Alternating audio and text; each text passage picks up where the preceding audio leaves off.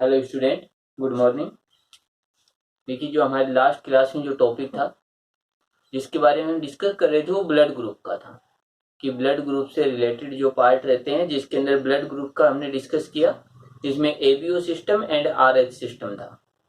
ABO system and Rh system के according जो blood group था उसमें ए पॉजिटिव, ए नेगेटिव, इसके बाद B positive and B negative, A B positive and A B negative, O positive and O negative blood group हमें जो प्राप्त हुए थे। इसके बाद हम ये कहें कि जो ब्लड ग्रुप है या कहें कि जो ब्लड ग्रुप का जो डिटर्मिनेशन होता है, निर्धारण होता है, वो एंटीजन के बेस पर होता है। यदि एंटीजन की बात करें तो एंटीजन आरबीसी की सरफेस पर था और उसको कंट्रोल करने के लिए एक जीन होता है, और उस जीन की बात करें तो वह जीन आई था, और आई जीन के 3 एलील थे, आई A, I B and small आई। तो ये इनके जेनेटिक्स से रिलेटेड था जो हमें आगे एक्सपेरिमेंट भी करना है। इसी के साथ एक टॉपिक और है और वो आता है कि ब्लड ट्रांसफ्यूजन। तो ब्लड ट्रांसफ्यूजन क्या होता है, अब हमें इसको देखेंगे।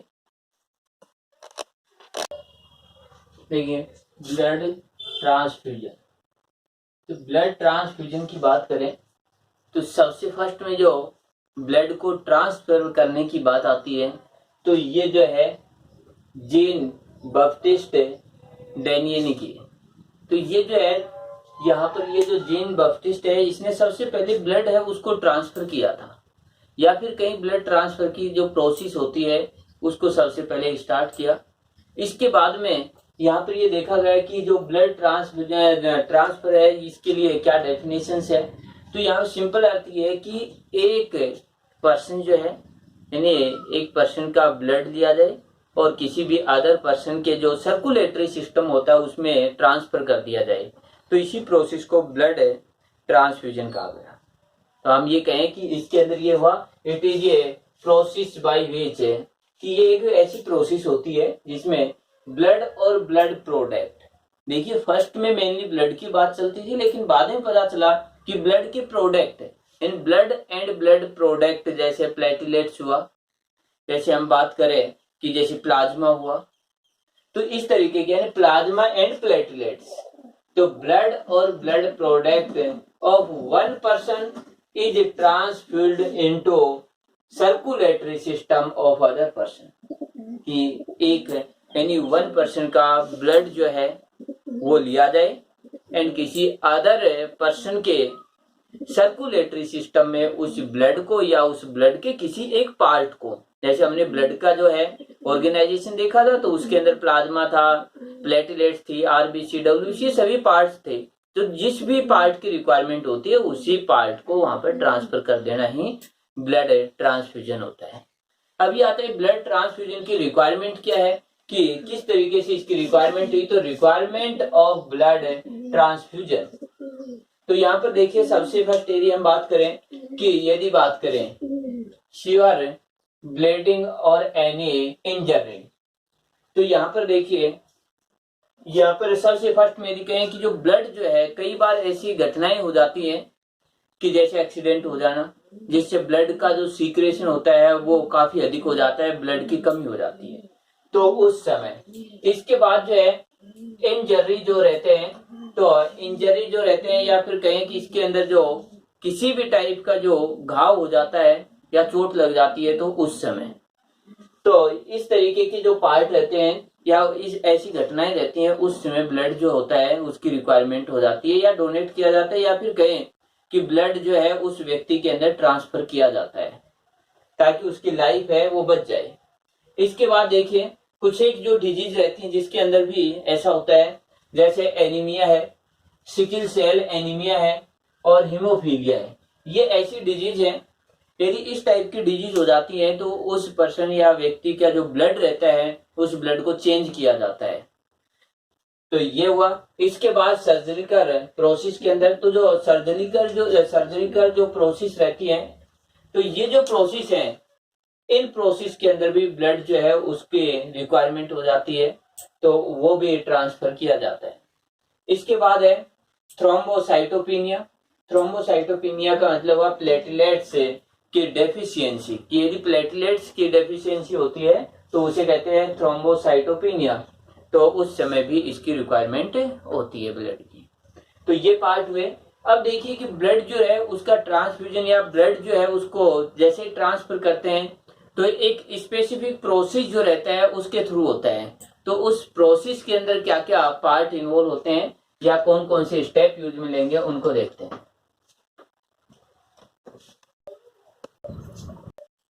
देखिए प्रोसेस ऑफ ब्लड ट्रांसफ्यूजन, जब ब्लड का जो ट्रांसफ्यूजन किया जाता है या कहें कि एक पर्सन से दूसरे पर्सन के अंदर ब्लड जो है उसको ट्रांसफर करते हैं, उसमें मेनली 2 स्टेप होते हैं। फर्स्ट स्टेप में ब्लड को कलेक्ट किया जाता है, सेकंड स्टेप में जो ब्लड जो रहता है उसको ट्रांसफर किया जाता है। ये 2 अलग अलग स्टेप है, लेकिन इनके भी काफी जो प्रोसेस रहती है ये इस प्रोसेस के थ्रू ही ये काम होता है। तो देखिए इस प्रोसेस के अंदर कौन कौन से स्टेप चलते हैं। तो सबसे फर्स्ट में यदि हम बात करें ब्लड कलेक्टिंग, तो ब्लड कलेक्टिंग की यदि बात करेंगे तो इसके अंदर मेन रूप से जो ब्लड है, जो डोनर रहता है उससे ब्लड जो है उसको कलेक्ट किया जाएगा डोनर से और उसको स्टोर किया जाता है। सेकेंड स्टेप है ब्लड ट्रांसफ्यूजन, तो जो कलेक्ट किया हुआ ब्लड है उसको एक पेशेंट को या कहीं के एक्सेप्टर्स जो रहते हैं उसको ट्रांसफर किया जाता है। ये 2 स्टेप है। तो कलेक्ट करने के देखिए क्या क्या प्रोसेस रहेगी कलेक्ट करने तो ब्लड कलेक्टिंग में। फर्स्ट में before blood donation complete body checkup of donor, कि जब ब्लड जो है उस ब्लड को डोनर डोनेट करता है उससे पहले उस डोनर की बॉडी का कंप्लीट चेकअप किया जाता है। कि हो सकता है कि जैसे उस जो डोनर है उसके अंदर किसी प्रकार की कोई डिजीज तो नहीं है। यदि कोई डिजीज होती है तब ब्लड जो रहता है उसको नहीं दे लिया जाता है उसका ब्लड, या कहीं कि डोनर है उसको मना किया जाता है कि वो ब्लड नहीं दे सकता है। यदि किसी प्रकार की डिजीज हुई तो इसके कारण वह ये कहें कि जो एक्सेप्टर रहता है उसके डिजीज हो जाती है। तो इसीलिए सबसे पहले उसकी बॉडी का चेकअप किया जाता है। सेकंड स्टेप देखिए ब्लड कलेक्शन इन ये स्टरलाइज्ड एंड एंटीकोएगुलेंट पाउच, कि जो ब्लड कलेक्ट किया जाता है वो नॉर्मल पाउच या बोतल में नहीं किया जाता है, बल्कि ऐसी बोतल या पाउच यूज में लिए जाते हैं। यानी ब्लड को कलेक्ट करने के लिए पाउच होते हैं। और जो पाउच रहता है यदि इसकी बात करें तो इसकी कैपेसिटी 350 ml होती है, जिसको नॉर्मली ये बोलते हैं 1 यूनिट। तो 350 ml होती है। तो 350 ml के पाउच होते हैं और उन पाउचों की एक क्वालिटी रहती है स्टरलाइज्ड रहते हैं। सेकंड एंटीकोएगुलेंट होते हैं, कि इनके अंदर ब्लड की क्लोटिंग नहीं होती है। ब्लड की एक कैपेसिटी होती है कि ब्लड क्लोट बन जाता है ब्लड के अंदर, तो इस तरीके से करते हैं। तो ब्लड पाउच। इसके बाद जो है कलेक्टेड ब्लड इज रेफ्रिजरेटेड, कि जो ब्लड कलेक्ट किया जाता है उसको रेफ्रिजरेटर के अंदर रखा जाता है, स्टोर किया जाता है। क्योंकि लो टेम्परेचर यदि नहीं होगा तो ब्लड के अंदर मेटाबॉलिज्म रिएक्शन होंगे। यदि नॉर्मल टेम्परेचर रहेगा तो मेटाबॉलिज्म रिएक्शन होंगी, और ब्लड जो रहता है उसके अंदर मेटाबॉलिज्म रिएक्शन होने से ब्लड के जो रियलिटी में जो पार्ट रहते हैं वो पार्ट होते हैं वो ये कहें कि डैमेज हो जाते, खराब हो जाते हैं वो। तो यहाँ पर देखिए कि मेटाबॉलिज्म रिएक्शन को रोकने के लिए सिंपल सा है, जैसे हम रेफ्रिजरेटर या जो फ्रिज रहता है उसके अंदर हम कोई भी मटेरियल रखते हैं वो खराब नहीं होता है, लो टेम्परेचर होता है। तो ऐसे यहाँ पर मेटाबॉलिज्म रिएक्शन यानी एंजाइमों की रिएक्शन रुक जाती है, तो रेफ्रिजरेटेड के अंदर रखा जाता है इस ब्लड को। इसके बाद देखिए certain test of collected blood. इसके बाद पहले तो हमने चेकअप किसका किया है, डोनर की बॉडी का, कहीं उसमें कहीं प्रॉब्लम तो नहीं। उसके बाद जो ब्लड होगा उस ब्लड जो है उसका चेकअप होगा कि इस ब्लड के अंदर किसी भी प्रकार की कोई त्रुटि तो नहीं है, या कोई डिजीज या कहीं की कोई किसी भी डिजीज से संबंधित कोई बैक्टीरिया वायरस या कहीं कोई जेनेटिक डिजीज है, किसी भी टाइप की डिजीज तो नहीं है। तो इसके लिए जैसे HIV टेस्ट किया जाता है, हेपेटाइटिस का जो टेस्ट किया जाता है, तो इस तरीके से हम ये कहें कि सभी टेस्ट किए जाएंगे। इसके बाद जो रहता है आफ्टर डोनेशन, यानी टेस्ट करेंगे, फिर उसको यदि सही पाया जाता है रखा जाएगा, किसी डोनर को दे सकते हैं। इसके बाद देखिए क्या होगा कि after donation the donor is kept for short time and doctors supervision, कि जो डोनर था उसको कुछ टाइम के लिए डॉक्टर के सुपरविजन के अंदर रखा जाता है। क्योंकि जब ब्लड डोनेट किया जाता है तब कई बार ऐसी स्थितियां हो जाती हैं कि ब्लड जो है उसके डोनेट करने से जो डोनर रहता है उसको सर्दी लग सकती है, या कहें कि फीवर भी आ सकता है। तो इस तरीके की प्रॉब्लमें हो जाती है, तो इसीलिए डॉक्टर के अंडर में कुछ टाइम के लिए रखा जाता है। जैसे उसको चक्कर भी आ सकते हैं, जी मिचलाना भी हो सकता है उसका, तो ऐसी प्रॉब्लम हो सकती है। इसके बाद देखिए कि ये जो ब्लड जो डोनेट किया जाता है, हमेशा ब्लड जो रहता है वो 1 यूनिट ही डोनेट की जाती है। ये ब्लड हम ये कहें कि 2 से 3 दिन के अंदर, यानी आफ्टर 2 and 3 डेज के अंदर ये ब्लड जो रहता है ये कंप्लीटली बॉडी में फिर से बन जाता है। तो ब्लड की कोई कमी नहीं रहती है बॉडी के अंदर। इसके बाद देखिए कि ये तो था ब्लड हमने कलेक्ट किया, अब ब्लड जो है वो डोनर को देना है। तो किस तरीके से देते हैं उसकी प्रोसेस के अंदर देखिए, before blood transfusion, before blood transfusion the patient blood is matched with donor. देखिए जब ब्लड डोनेट किया जाएगा, डोनर जो है उसको दिया जा रहा है, उस समय डोनर एंड जो ब्लड हमारे पास है उस ब्लड और डोनर के ब्लड ग्रुप का मैच करवाया जाता है। और मैच का मतलब है एबीओ सिस्टम एंड आरएच, इन दोनों का मैच करवाया जाएगा। यदि हम डोनेट कर सकते हैं, मैच नहीं करेंगे तब तो हम ब्लड उसको दे सकते हैं, यदि वह मैच नहीं करता है तब हम उसे ब्लड नहीं देंगे। इसके साथ ही हम कहते हैं कि ओ ब्लड ग्रुप का ब्लड हम सभी को दे सकते हैं। तो इस तरीके से मैच करवाए जाएंगे। यदि ए बी होता है वो ए बी को दिया जाएगा, तो इससे पहले भी हमने डिस्कस किया है। इसके बाद देखिए अगला step, the collected blood is taken out of refrigeration before 13 minute from blood transfusion. कि ब्लड ट्रांसफ्यूजन जो है उससे 30 मिनट पहले रेफ्रिजरेटर जो रहता है उससे ब्लड को बाहर निकाला जाता है नॉर्मल बॉडी टेम्परेचर के लिए। जैसे ही 30 मिनट के लिए उसको बाहर रखेंगे ब्लड को रेफ्रिजरेटर से, तो ब्लड का जो टेम्परेचर रहता है वो नॉर्मल हो जाता है। इसके बाद देखिए कि blood is transfused veins using a cannula about 4 hours. तो यहाँ पर ये देखिए कि ब्लड का जो ट्रांसफ्यूजन किया जाएगा वो हमेशा वेन्स में किया जाएगा, न कि आर्टरी में किया जाएगा। तो हमेशा जो ब्लड है, जब भी डोनेट जो ब्लड जो रहता है उसको ट्रांसफ्यूज करेंगे तो वो वेन्स में करेंगे। इसके बाद देखिए यूजिंग कैनुला, तो कैनुला के थ्रू हो जाएगा। इसके बाद है अबाउट 4 आवर्स, यानी 1 यूनिट को 4 आवर्स के अंदर ट्रांसफर करना होता है। ऐसा नहीं होता है कि स्पीडली किया जाता है। इसके बाद जो है अगला पार्ट आ जाता है, required medicine are given by doctor to the recipient if transfusion problem. कि जो ब्लड रिसिप्ट कर रहा है, ब्लड ले रहा है, या एक्सेप्टर जो रहता है ब्लड का, उसको डॉक्टर जो है उसके सुपरविजन में ही रखा जाता है। क्योंकि ब्लड डोनेट करते समय कुछ एक प्रॉब्लम हो सकती है, जैसे फीवर हो सकता है, जैसे सर्दी लग सकती है। तो इस टाइप की प्रॉब्लमें आ जाती हैं तो उसको कुछ मेडिसिन भी दी जाती है। तो इस प्रकार से ब्लड को कैसे कलेक्ट किया और कैसे उसको डोनेट किया गया, ये प्रोसेस चलती है। इसके बाद देखिए इनसे रिलेटेड कुछ एक और भी पार्ट है, या कहें कि ब्लड को जब डोनेट करते हैं तो उस समय क्या क्या हमें जो ये कहें कि ध्यान रखना पड़ता है किन चीजों के लिए, तो उनको देखते हैं। देखिए प्रिकॉशंस है टेकन ड्यूरिंग ब्लड ट्रांसफ्यूजन, कि ब्लड ट्रांसफ्यूज करते हैं उस समय क्या क्या हमें जो सावधानी रखनी चाहिए, प्रिकॉशंस जो है उनको रखना चाहिए। यहाँ पर देखिए फर्स्ट में आता है मैचिंग ऑफ ब्लड ग्रुप। तो ब्लड ग्रुप के अंदर जैसे हमने पहले बताया कि A B O and R H, ये पार्ट जो होता है एबीओ ब्लड ग्रुप और आरएच है उसको मैच करवाया जाता है। यदि मैच करेंगे तो ब्लड को ट्रांसफर करेंगे, नहीं तो नहीं कर पाते हैं।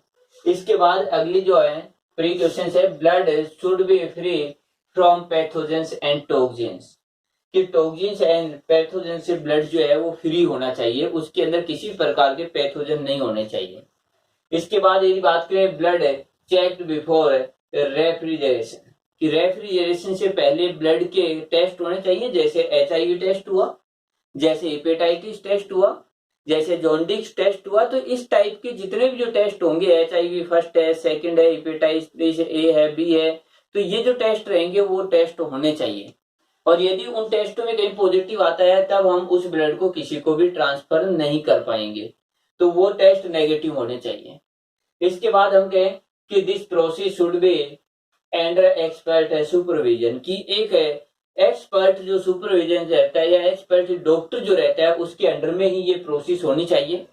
इसके बाद blood should not be contaminated in any conditions, कि किसी भी कंडीशन के अंदर ब्लड जो रहता है उसके अंदर इम्प्योरिटी नहीं होनी चाहिए, प्योर होना चाहिए या फिर कहीं कंटामिनेटेड नहीं होना चाहिए। तो ये हमारे कहें कि ब्लड जो है उसको डोनेट करने से संबंधित कुछ एक जो प्रिकॉशंस या सावधानियां थी। इसके बाद देखिए कि हम ब्लड ग्रुप जो रहता है उसकी इंपॉर्टेंस की बात करेंगे। ब्लड ग्रुप जो हम टॉपिक पढ़ रहे थे तो वो कहाँ पर इंपॉर्टेंस है, तो फर्स्ट इंपॉर्टेंस तो यही है इसकी कि ब्लड ग्रुप जो रहता है उसका यूज हमेशा जो ब्लड डोनेट करते हैं उस समय यहाँ पर मैच करवाया जाता है। यदि ये ब्लड ग्रुप जो है इसको सही सिस्टमेटिक मैच नहीं करवाया जाता है तो उसके रिजल्ट अपोजिट भी हो जाते हैं।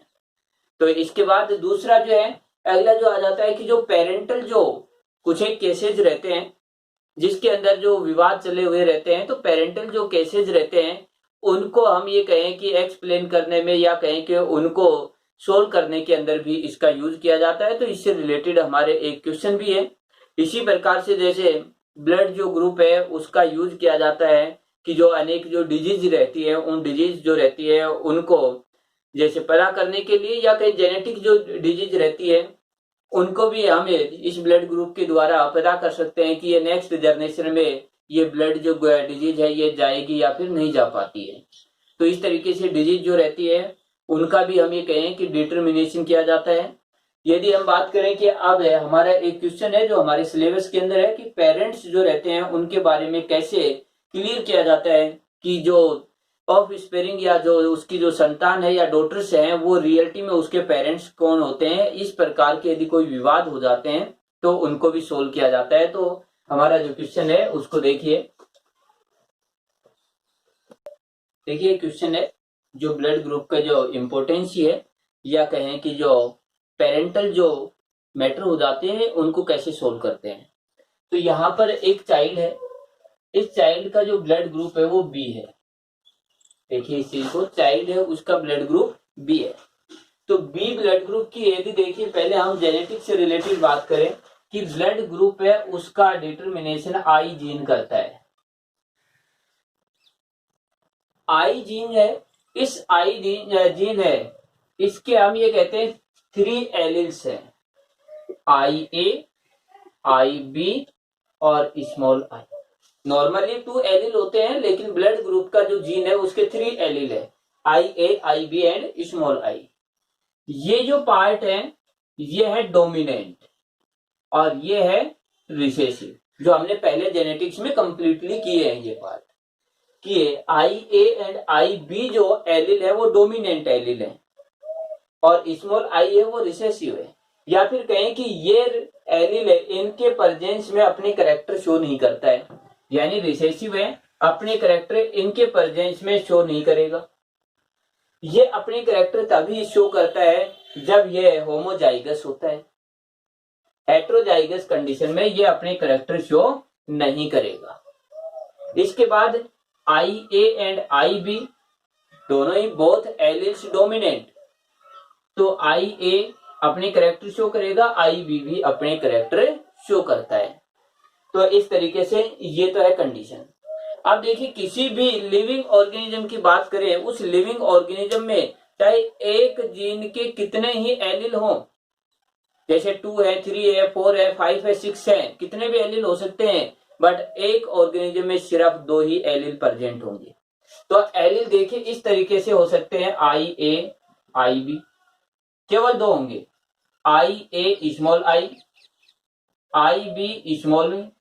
इसके बाद ये भी हो सकते हैं कि जैसे आई A I B small I कैसे भी प्रेजेंट हो सकते हैं, ओनली 2 ही प्रेजेंट रहेंगे, एक मदर से एंड एक फादर से आता है। बिल्कुल जेनेटिक्स के अकॉर्डिंग फिर से हम उसी प्रकार से इनको करेंगे और हमारा रिजल्ट भी जेनेटिक्स के अकॉर्डिंग ही निकालने होते हैं। तो इसके अकॉर्डिंग देखिए, एक तो ये हो गया सीधा। अब हमने ये कहा कि जो ब्लड ग्रुप है उसमें जो ये पार्ट है, इन ब्लड ग्रुप क्या है, बी है, चाइल्ड का ब्लड ग्रुप बी है। अब इसकी जेनेटिक्स के अकॉर्डिंग क्या स्ट्रक्चर होगी, तो जेनेटिक्स के अकॉर्डिंग देखिए ये हो सकती है कि आई बी, इसमें भी ब्लड ग्रुप बी होगा, होमोजाइगस रहेगा। दूसरी कंडीशन ये हो सकती है कि आई बी और स्मॉल आई, ये करैक्टर शो नहीं करेगा तो भी ब्लड ग्रुप बी ही बनेगा। इन दोनों कंडीशनों में ब्लड ग्रुप बी ही प्रेजेंट होता है। अब इधर से हम बात करें तो इनकी बात देखिए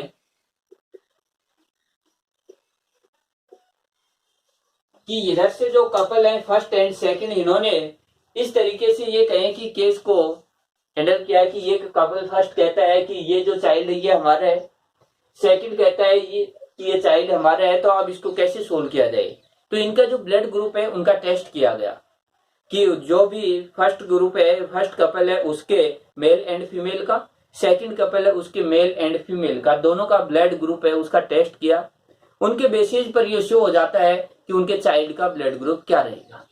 तो देखिए इसके अंदर दिया गया कि जो चाइल्ड जो कपल फर्स्ट है उसमें मेल का ब्लड ग्रुप है वो ओ है, और ओ का मतलब है कि ये जो है ओ का डिटर्मिनेशन देखिए, आई ए का करेगा, आई बी का करता है, और स्मॉल आई ओ का करता है डिटर्मिनेशन। तो इसका सीधा अर्थ ये हो गया, ये जो है रिसेसिव है, इसीलिए ओ ब्लड ग्रुप का मतलब इसके दोनों एलील यही रहते हैं। इसके बाद जो है फीमेल है, फीमेल के अंदर ए बी ब्लड ग्रुप दिया, ए बी ब्लड ग्रुप है, कब हो सकता है, जब allele A and allele B दोनों ही प्रेजेंट हो, तो ये कंडीशन केवल ए की होती है। तो इस तरीके से देखिए अब फर्स्ट कपल से जो ऑफ स्पेयरिंग या डॉटर्स जो प्रोड्यूस होंगी वो कैसी होंगी। हम उसी प्रकार से यदि देखें कि एक तरफ यदि बात करेंगे मेल की, तो इसके अंदर मेल का जो है स्मॉल आई, ये हुआ मेल।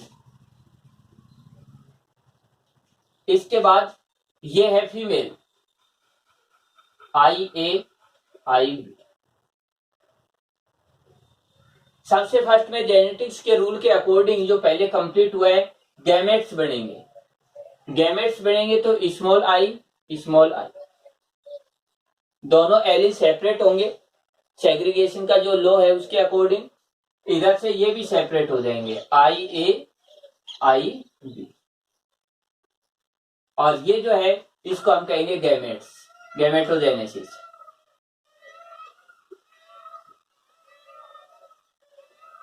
और ये हो गए गैमेट्स। अब इसके बाद जो है मेल के गैमेट्स और फीमेल के गैमेट्स, इनमें जब फ्यूजन होगी, मीटिंग की प्रोसेस होगी, तो यहाँ पर ये प्रोबेबिलिटी रहेगी कि एक मेल गैमेट से एक फीमेल, किसी भी फीमेल गैमेट से फ्यूज हो सकता है या मैचिंग कर सकता है। तो यहाँ पर मान लेते हैं कि ये मेल गैमेट है, ये इस फीमेल गैमेट से मैच करता है, इससे मिल जाता है, तो स्थिति दोनों को एक साथ लिखना है, आई ए एंड स्मॉल आई, ये कंडीशन आएगी। हो सकता है कि ये मेल गैमेट्स इससे न होकर के इससे मैचिंग करता हो, तो हो जाएगा आई बी एंड स्मॉल आई, ये हो सकता है।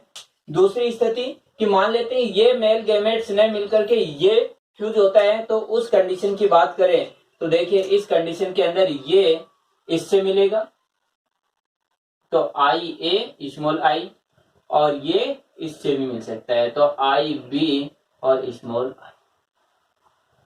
देखिए इसके कारण ब्लड ग्रुप जो रहेगा, यानी ये जो ऑफ स्पेयरिंग या इसके जो चाइल्ड हैं, या कहें कि ऑफ स्पेयरिंग,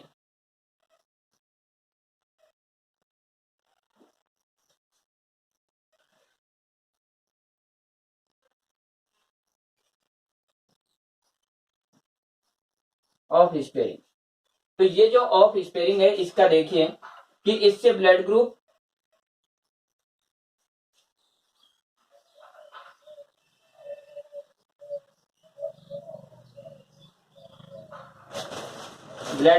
ए, यहां ब्लड ग्रुप है बी, यहां ब्लड ग्रुप है ए, यहां ब्लड ग्रुप है बी। तो इससे जो हम ये कहें ऑफ स्पेयरिंग प्रोड्यूस हो रही है, उनके अंदर जो है ब्लड ग्रुप जो है वो ए की होंगी, ब्लड ग्रुप बी की होंगी। इसका मतलब जो चाइल्ड है वो इनका हो सकता है, क्योंकि जो ब्लड ग्रुप है यहाँ पर बी है चाइल्ड का, तो इसमें जो चाइल्ड है वो बी ब्लड ग्रुप के होते हैं। लेकिन अब हम बात करते हैं सेकंड जो कपल है इसकी, कि इससे जो ऑफ स्पेयरिंग होंगी वो कैसे होती है। तो इसके अंदर देखिए कि यदि हम बात करें ये कि यहाँ पर जो मेल है उसका ब्लड ग्रुप है ए, और वो हमें दे रखा है आई ए। इसके बाद जो फीमेल है उसका ब्लड ग्रुप है बी, यानी हम बात करें आई बी एंड इसमें, और ये हुआ मेल, blood group A, blood group B. इनसे उसी प्रकार से गैमेट्स का फॉर्मेशन होगा आई ए। इसके बाद जो है यहां से गैमेट्स बनेंगे आई बी और स्मॉल आई।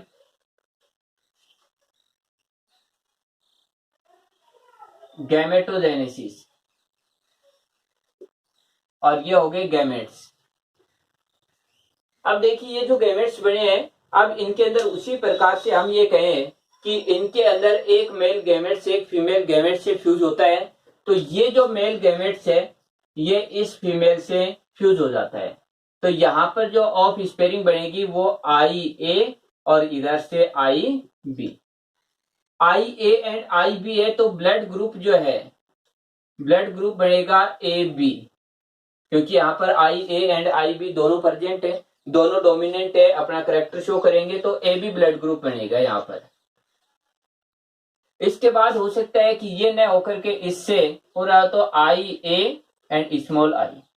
ब्लड ग्रुप की यदि बात करें तो यहाँ पर ब्लड ग्रुप बनेगा ए, क्योंकि ये रिसेसिव है, करेक्टर नहीं दिखाएगा, केवल यही करेक्टर दिखाएगा।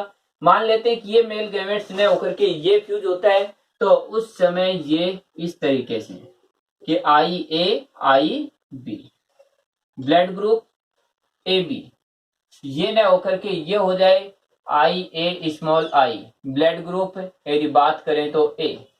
तो ये जो ऑफ स्पेयरिंग जो प्रोड्यूस हुई सेकंड कपल्स हैं, इनमें जो ब्लड ग्रुप हुआ तो इनसे जो ब्लड ग्रुप जो प्राप्त हुआ वो हुआ ए बी, और सेकंड जो प्राप्त होता है कि इनकी ऑफ स्पेयरिंग है वो ए। ये टू टाइप्स की ऑफ स्पेयरिंग प्रोड्यूस होती हैं। तो यहाँ पर देखिए कि जो सेकंड कपल है उसकी जो चाइल्ड जो रहते हैं या ऑफ स्पेयरिंग है वो कोई भी बी ब्लड ग्रुप की नहीं है। इसका मतलब जो ये जो चाइल्ड था ये कपल सेकंड का नहीं है। इसके अंदर देखिए यहाँ पर यदि बात करें बी ब्लड ग्रुप प्रोड्यूस हुआ है इन चाइल्ड के अंदर, तो हम ये कहें कपल फर्स्ट का ये जो है चाइल्ड है। तो इस तरीके से हम इनके जो केस रहते हैं उनको भी सोल्व करते हैं, जेनेटिक्स से रिलेटेड, या कहें कि जो पेरेंटल जो केसेस होते हैं उनको सोल्व करते हैं कि उनसे ऑफ स्पेयरिंग कैसे प्राप्त होती है। तो ये हमारा जो ब्लड ग्रुप का जो पार्ट था वो ब्लड ग्रुप का जो पार्ट है जिसके अंदर हमने ब्लड ग्रुप के बारे में डिस्कस किया। इसके बाद हम बात करें कि जैसे ब्लड ट्रांसफ्यूजन कैसे करते हैं वो डिस्कस किए हैं। इसके बाद हमने जो ब्लड ग्रुप है उसकी इंपॉर्टेंस की बात की। देखिए एक क्वेश्चन है जिसको मैं फिर से बता देता हूं कि जो यूनिवर्सल डोनर होता है वो ओ ब्लड ग्रुप होता है, वो सभी को ब्लड डोनेट कर सकता है। यूनिवर्सल एक्सेप्टर रहता है वो ए बी ब्लड ग्रुप होता है, जो सभी से ब्लड जो रहता है उसको एक्सेप्ट कर सकता है। तो इस प्रकार से यूनिवर्सल डोनर और यूनिवर्सल एक्सेप्टर हैं।